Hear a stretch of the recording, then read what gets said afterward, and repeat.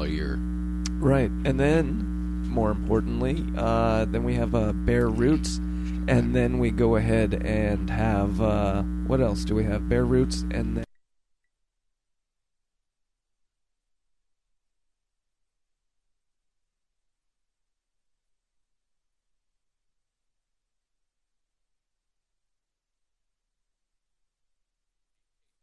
Now, well, we definitely...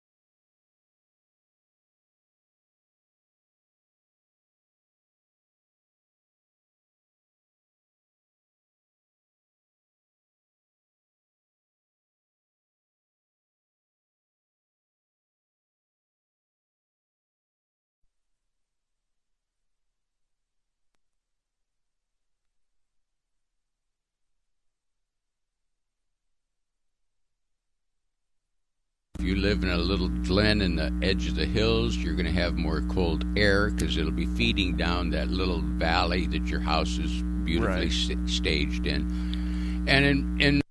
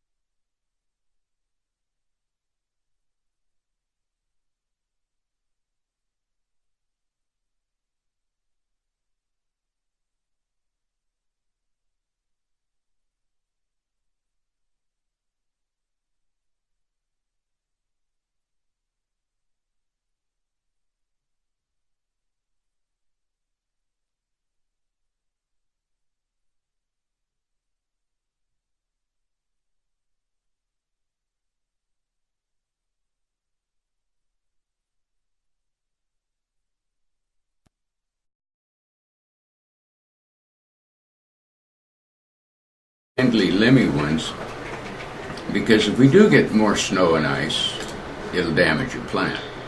It could, absolutely, if it's not healed up.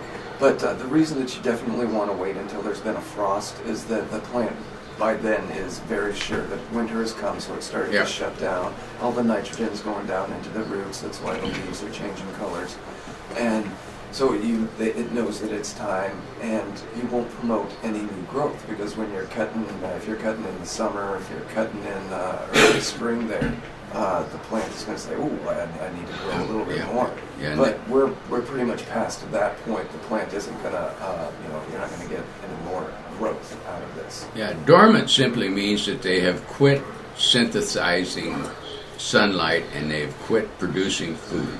Right. They just shut down. It's hibernation. Yep. You know. And that's they do it by the lengthening darkness of the days. Plants know that kind of stuff because they can sense the heat and warm, and that generates certain growth enzymes and all that kind of chemistry stuff that nobody cares about. People do care about it. They're the chemists. That's what makes your plant come out all purdy next spring. Right. Yeah. Yeah, so there are people who care about that kind of stuff. However... actually, we do. Yeah, we do kind of care about it. But the cutting of the trees and the pruning is, I don't know, for me, I can do it right now because I know what I'm looking for. And for me, this is the perfect time because everything's fallen off. And so I will probably end up doing that in the next week or two, getting around to doing that. Except for... No. I was gonna whine about that sweet gum tree again, but it's gone. It's firewood. Right. I can let go of that resentment. Yeah, exactly. But if you wanted to know how to remove a large branch or some branches like that, the extension website has a great tutorial and has fancy diagrams and things like that would be really beneficial for the home gardener that just wants to prune one or two trees. We also have publications that have orchards, how to prune an entire orchard. Yeah, but if you know how to prune one tree, you basically know how to prune them all, right? To some degree, that's true.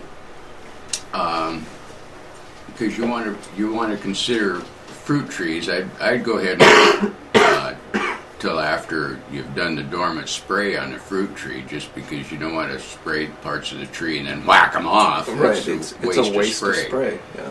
But things like camellias, hydrangeas, something that has overgrown its space and has already bloomed this year, you can cut off the blooming stem because they bloom on every other year wood. So if it bloomed this year, that stem ain't going to bloom until 2015. Right. By that time, it'll have a new one, trust me. Right, and there are a few different kinds of plants that's one of the things that you need to know about the tree or the plant, because the shrubs you're also pruning about this time too. Yeah. If you're going to prune your trees, you can prune your shrubs right now. Right. And you need to know whether it's a 2-year wood or a new growth that you're looking to cut. And you want. You don't want to over prune them right now, because there will be more winter damage. I mean, to some degree, more or less. But what you want to do now is take out the stuff that's for sure going to snap off, or is for sure damaged, or you just want to shape your plant to a more pleasing style or shape. Right. And you need to know if your plant can be trimmed off at the top, or whether each stem, like if it's a forsythia or something like that, you got to trim it off right down at the base, because each little cane, if you whack it off in the middle, that sucker just goes spry. Right, and forsythia is a flowering shrub, and that's one of those things that you prune at the time to minimize the disruption of the blooming, but they're going to prune in the late winter for plants like that, like the daphne, the honeysuckle, the mock orange, and the lilac. Yeah,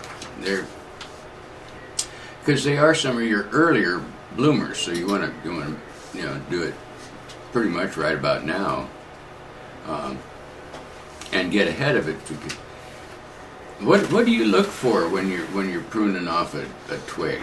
What I'm looking for is something that appears out of place, and something that I don't want to continue to grow that way. And so what I'm hoping to find then is underneath that, viable limbs, viable something that I can cut down to where the new growth is gonna start. Some kind of a sign of a bud to come. Right, exactly. A baby bud. A baby bud. That's what I'm looking for. But mostly when you're looking at, a branch that you don't want there. And I think that's something that a lot of people, they can overthink it. Because, it's true, you don't want to just go into it and just snip, snip, snip. This is how I want it to look right now, snip.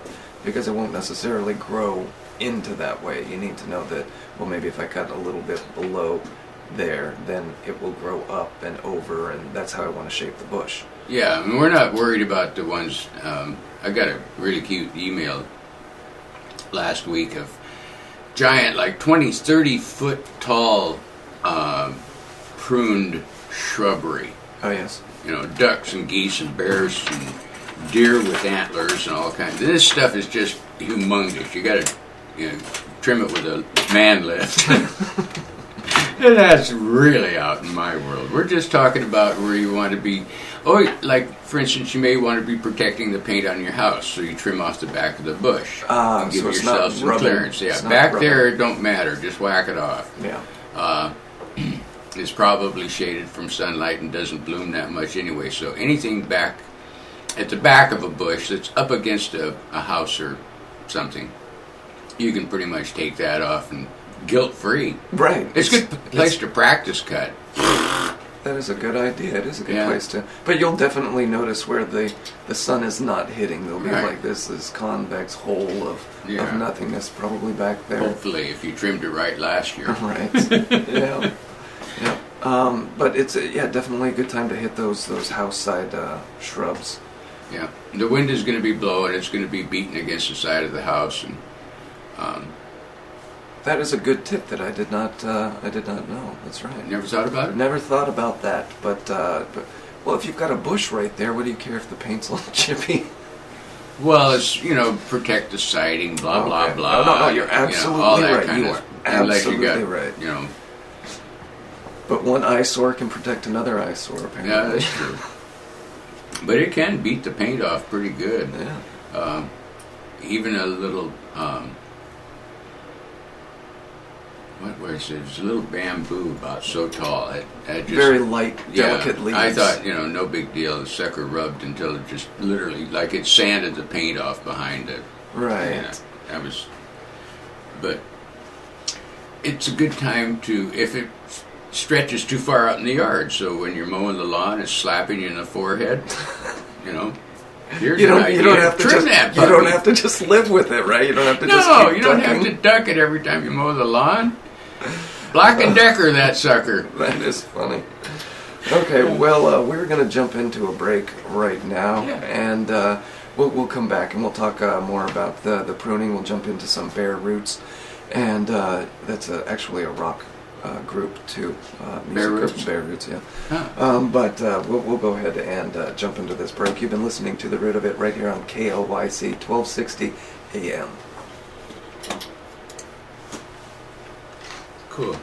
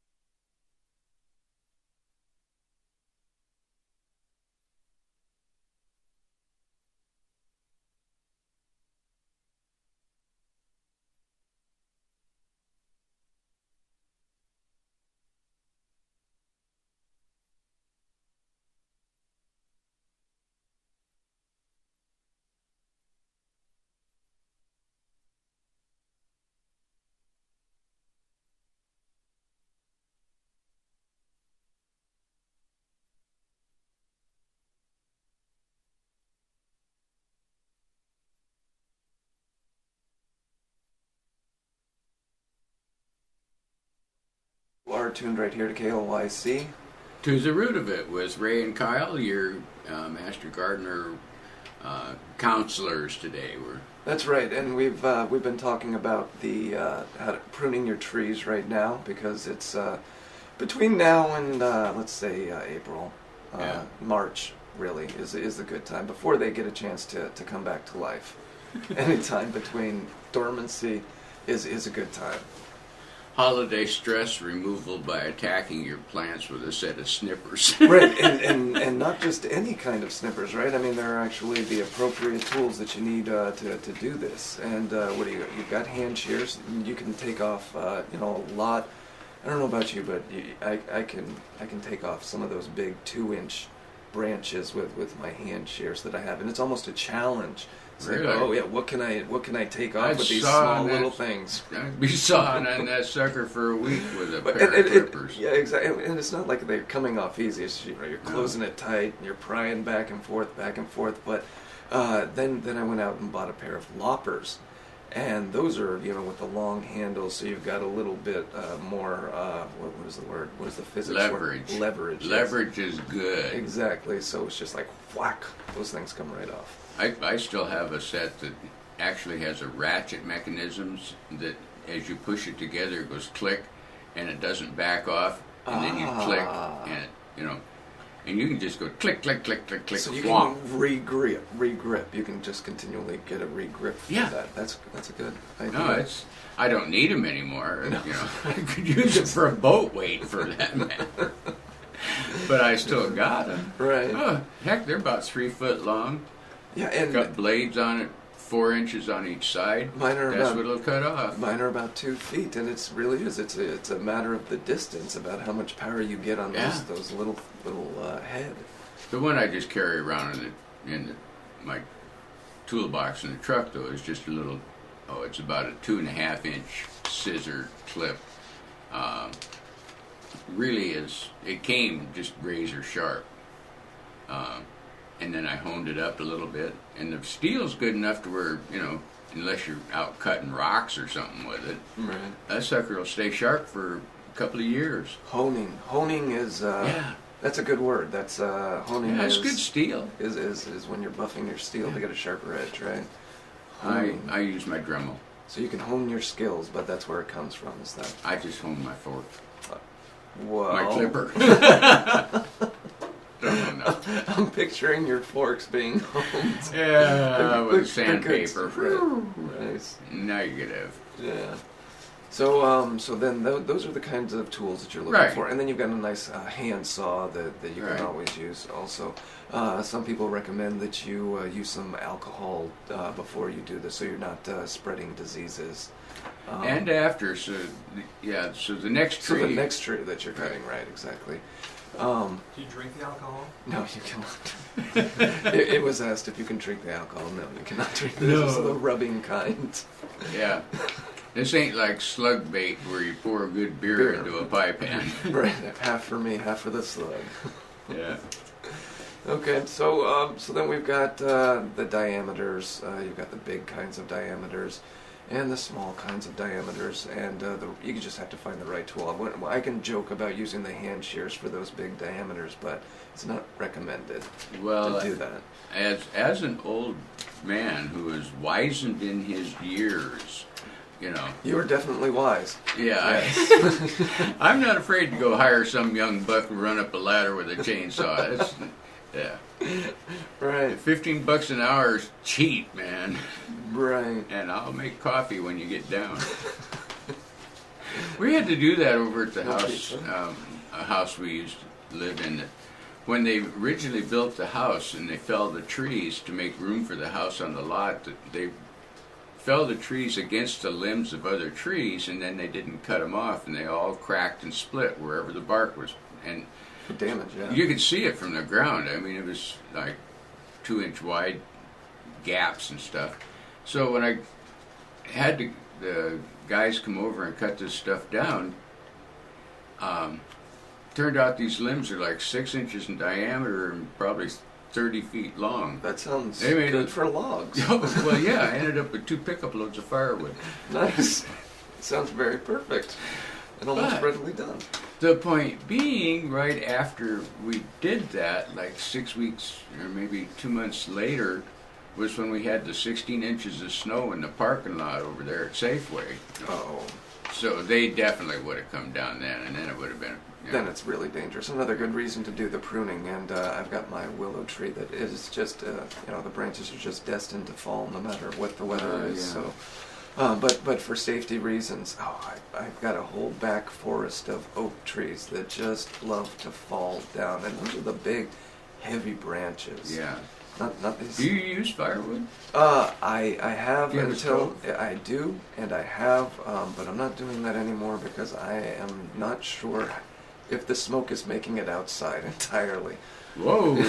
so we went ahead and stopped that because we would have the fire and it would be really hot and it heats up the house again because it's an old farmhouse, and we would certainly be warm, but it would come at the cost of a lot of coughing. It's like, wow, maybe the air is dried. No, maybe it's a little smoky. Have you considered having like the guys over at Amity Fire Department just run out and do a quick chimney check for you? I didn't know that they could do that. They can do that. Wow. They are actually certified to do that. Some of them. Wow, that's a good There's idea. probably 1 or 2 guys in the fire department, and just leave a message with the chief or whoever's the receptionist one day when you're driving by, and they'll call you and make an appointment and blah blah blah and come up and do that whole thing for you, and make sure that you don't have gaps in your mortar up in the. Because Wow. they don't want to come put your house out later. It makes perfect really sense. Yeah, and it's a good training, Yeah. possibly for them too. Yeah. And Something to consider. What a good Another public little service. tip for the day. Public service. That's Have right. your chimney checked before you start a fire. Yeah. Before you start a fire, have your chimney checked. That's funny. Well, if you have any questions, you can give us a call. The number is 503-435-1260. If you want to see us streaming live, you can get us at KLYC.us. It's a great addition. We have no demonstrations today. No, but we will next week, but I'm not telling you what it is. Well, okay, that's great. So now nobody will tune in Saturday because they after don't. Thanksgiving. Saturday. Oh, what to do with your extra turkey? Is that? Yeah, maybe. No, that is not. One more tortilla round. Enchiladas, yeah.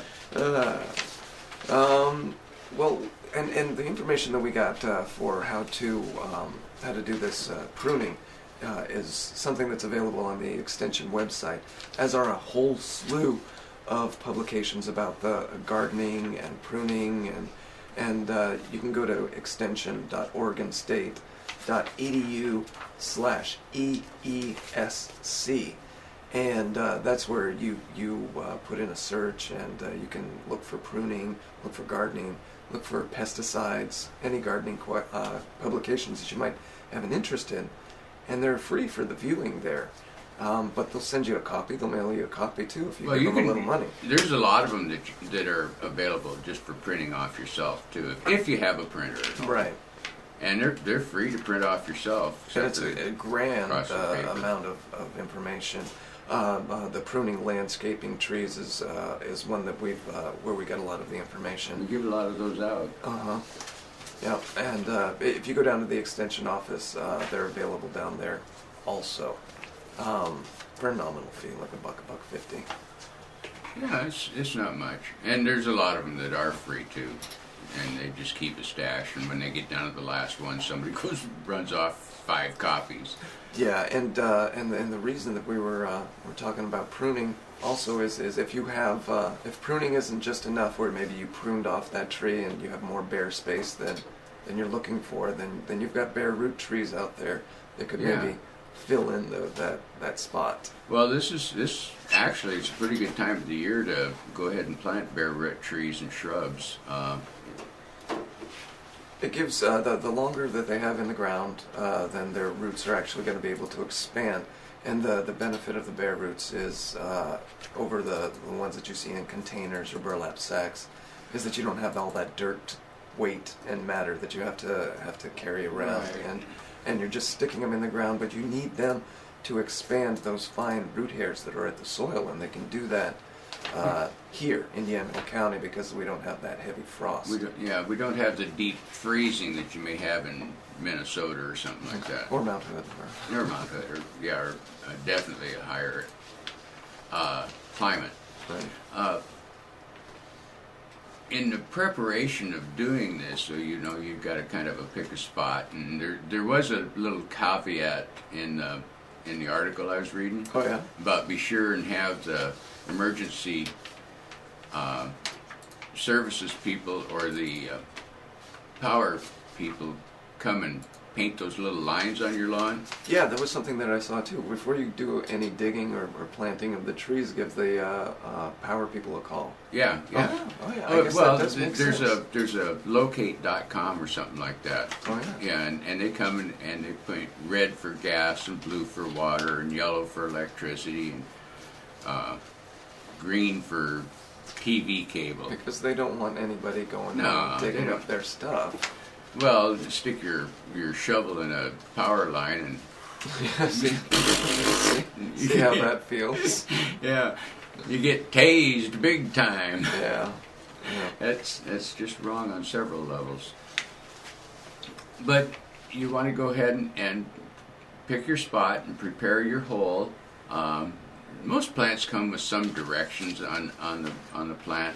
Dig twice as wide as the root structure, and half again as deep, and then prepare that soil so that the new little roots don't have to fight to get started in the clay.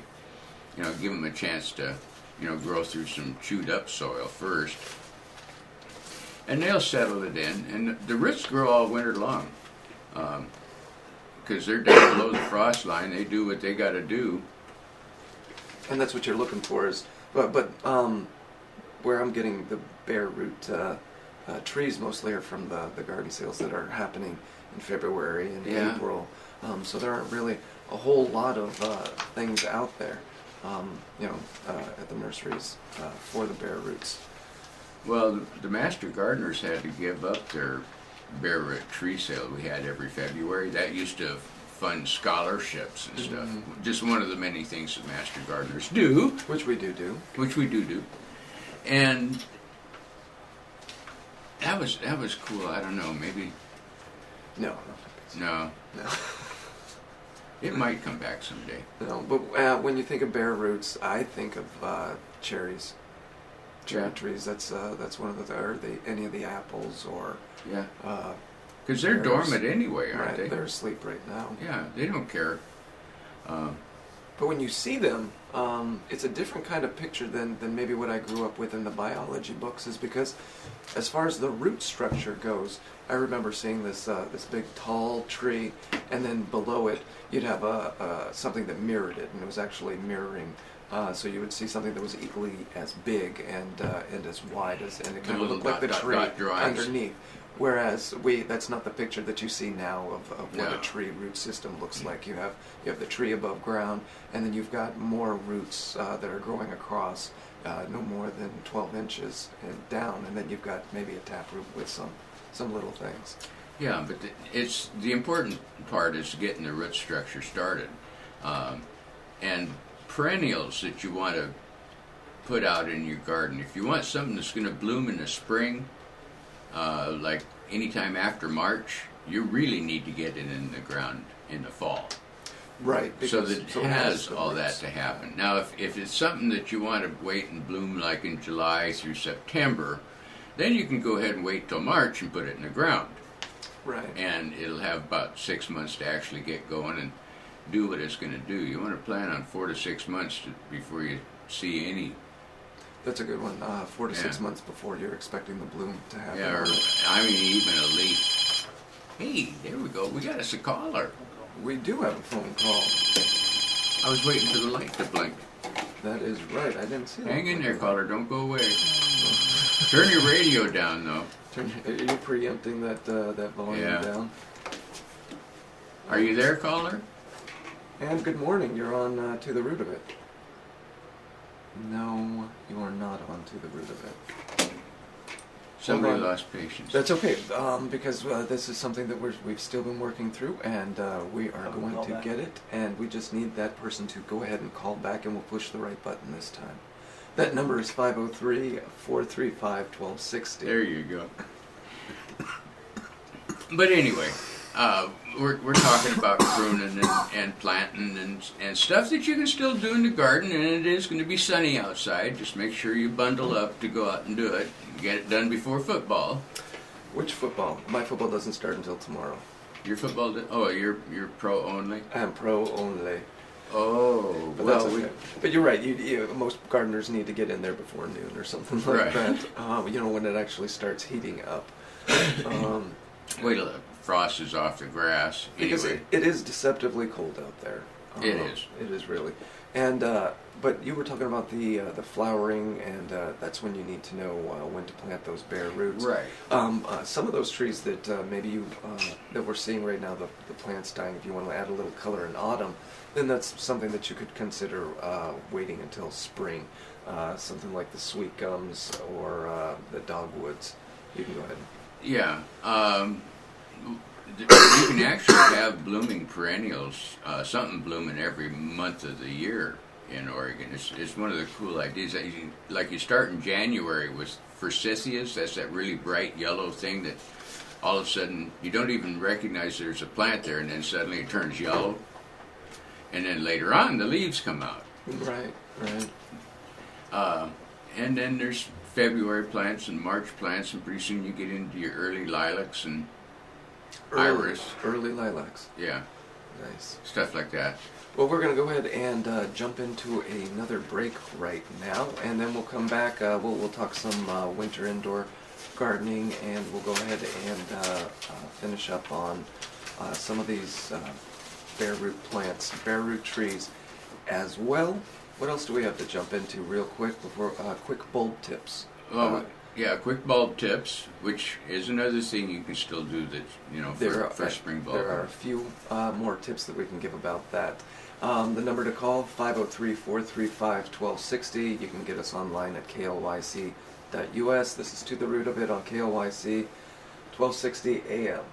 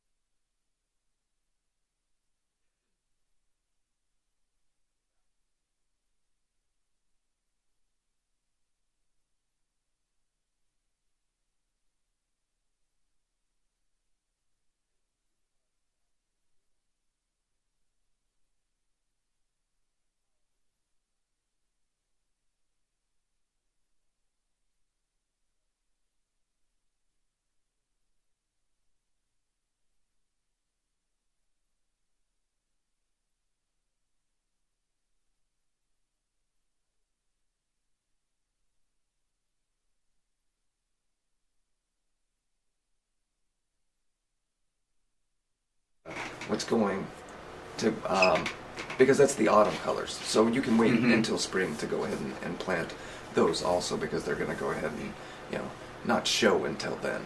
Well, they like to start out with a little warmer soil.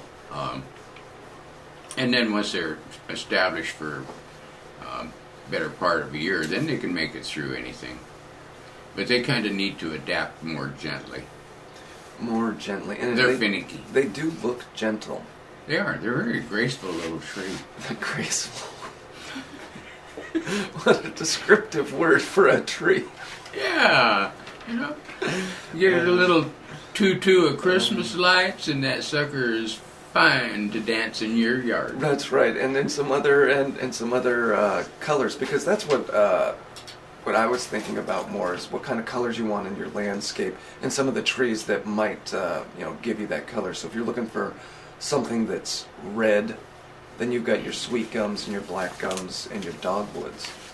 And but if you're looking for something that's orange, then maybe you want to look for the flowering cherry. And this is something that I've never seen, the sassafras.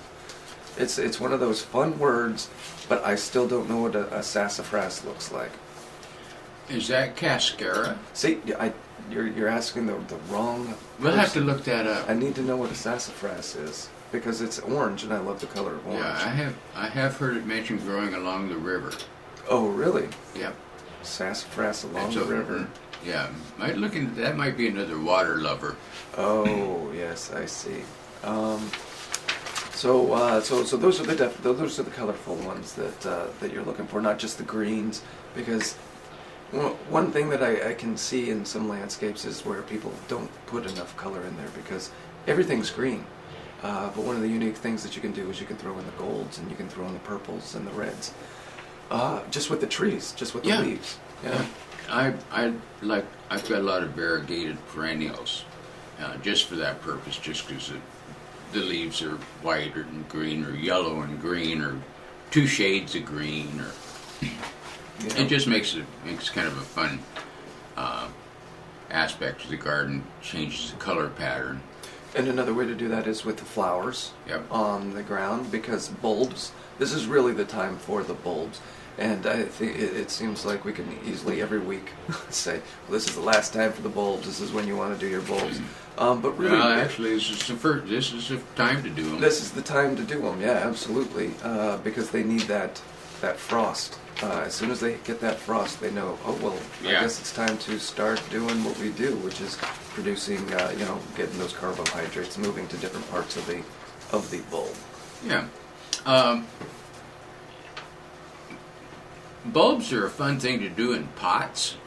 You can do them in pots, that's right. Yeah, I've done that before, where you plant your January bulbs like crocuses and stuff like that. You put them on top, and then down a little ways you put in the hyacinths that come out in February, and then you do the daffodils, so they come out about 6 inches down with the bulb, and then they come out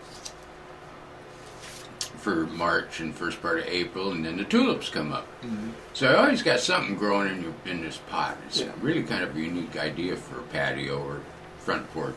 Yeah, and but the best time to plant them is when the soil goes below 60 degrees. Yep. That's the best time to put them in there. And so that's usually September to December. And then any time after December, you might not be giving them a whole bunch of time to do what they need to do. Hey, don't give up, caller. We're going to try to do this right, I swear to God. And good morning, you're on To the Root of It. Good morning. I really don't have a question or anything. I just wanted to let you guys know I'm so glad you're back on the air. I so much enjoy your show, and I learned so much from it. Well, thank you so much for calling and letting us know that. You're our first. I'm a really true listener. Yeah, that is so cool. Bless your heart. Well, what are your gardening interests then? Oh, I garden pumpkins and tomatoes and green beans. And I live in an apartment, so I do it mostly in pots. So that's kind of cool. And that's what we were talking about today. Was with the bulbs. You can go ahead and throw the bulbs in the pots. Right, I got all my pots ready. Nice. A lot of people use But I really enjoy listening to you guys. You're wonderful. Oh, thank you, ma'am. We do have a good time doing this, though, because we both really enjoy gardening. You guys have a great day. Okay, thanks for calling. Thank you, ma'am. You're welcome. Bye-bye. Bye-bye. Nope, there we are. There we are. Now, come back and turn us back on. We got a caller, and we actually did it by pushing the right button. That is excellent. It only takes 14 tries. For me, that's all it takes. Once I get 13 under my belt, I'm good to go. We were talking about bulbs and stuff like that, and it's another thing you can do. You see a lot of these bulbs that people force for Christmas presents. Right. Well, it's a little late for that. You can actually start those in the end of September, first part of October, though. Right. And it's something to plan for next year. Things like paper whites and even tulips, for that matter. You put them on a bed of rock and let them, it's kind of hydroponic farming for a little bit. Right. One of the terms that we were learning is the geophytes, and that's the perennial plants that bear buds in underground botanical structures. They're just unique. Geophytes. Geophytes. Yeah. So geo is earth. And phytes is perennial plants that bear buds underground botanical structures. I love that. Yeah, those are the great terms. But those are the great things that if they've got to be in by December. And one of the other things is the bigger the bulb, the bigger the flower, which was a great thing that to learn, because sometimes you're picking up those bulbs and you can actually see what they are, and it's a good rule of thumb is the bigger the bulb, the bigger the flower. That's kind of cool. Takes a lot of energy to make something that grand. To make them pretty, that's right. Yeah. Yeah. I've been actually kind of taking my own advice with the one house plant we have is a ficus, and it lives by reflected light, so that's what comes down the light tube from the skylight. Right. And it just has its own little 4-foot square of living room that it lives in. And you can't move it from there, otherwise it will die. It'll die. It'll shed all its leaves before you got it across the room. Yeah. Finicky ficus. Oh yeah, they're just hideous. I think twice a year they just turn yellow and get naked for the heck of it. It's so true. They do. It's like once in the spring it just goes, and it does this little hissy fit. I think it's winter. I don't know. Yeah, I can't tell. It spits its leaves Maybe on. I'm dying. No. You don't know. You got no idea. But it's... But those are the indoor house plants that you need to start to take care of a little bit differently right now, and maybe it is because you're watering it a little less, or. Well, this one is. The secret to its happiness is 2 quarts of water once a month, which doesn't seem like a lot, because you think you need to just keep watering those, but you don't. That's all. Them. And it's blooming leaves and just having a grand time. What? Welding next door. That sounds great. Oh.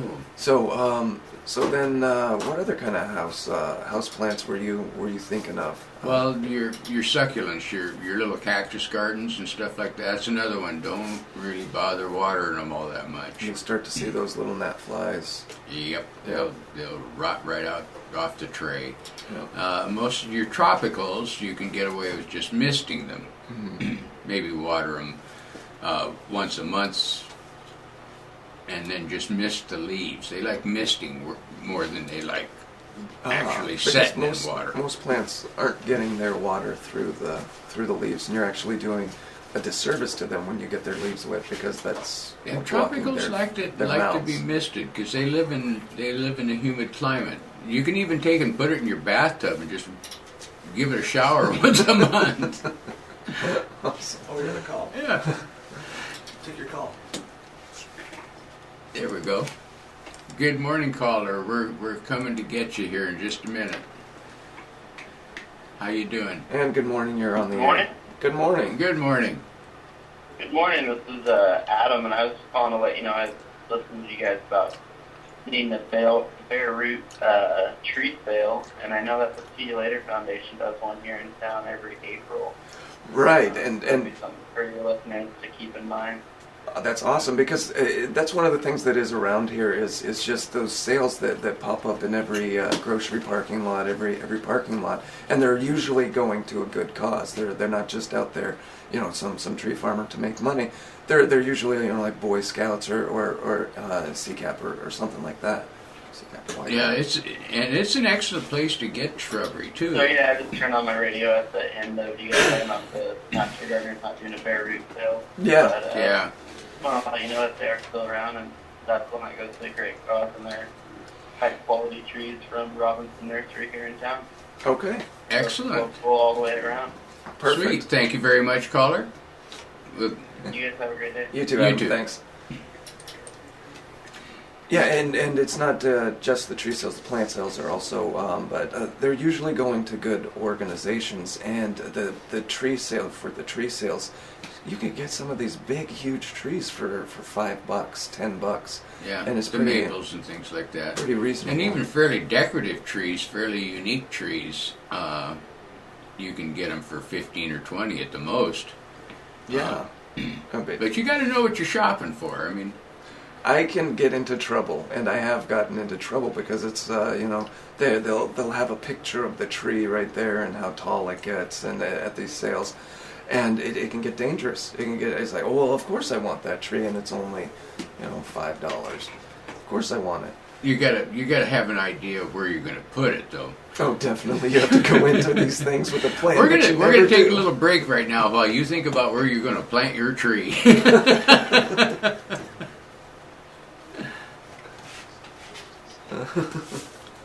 Nice.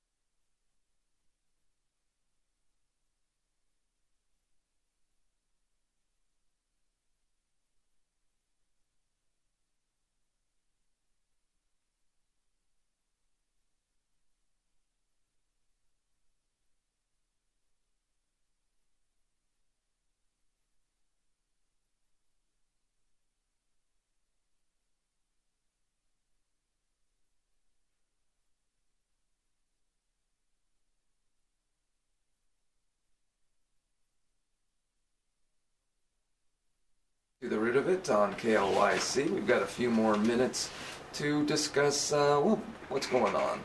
What's going on? Well, coming in January is the Master Gardener class. That's a really important thing. And if you've been thinking of becoming a master gardener or joining the ranks and learning more about gardening, this is the one and only time of the year to do that. Registration has started. We go ahead and we start classes right here in January. January seats, 9th.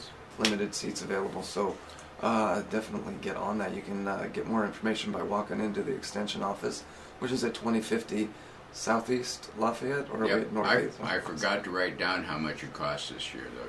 Do you have any idea? I do not know. I know that it is actually, let's say that it's $140 for the book, the big, huge binder that has all of the Includes the information. book. Right. And then there is the another $30 fee. So You should have that information on your head right now, Ray. Maybe it's $140 for the class and then $30 for the book. All right. We'll have that straightened out by next week. Why do you even offer the information? You're out there to confuse the individuals. Well, I had it written down and then I forgot that piece of paper. Oh, that's right. My bad. That's My right. bad. I will do it right next week. But the information can also be found at extension.oregonstate.edu/yamhill. And then you can also give Ray a phone call. His number is blah, blah, blah.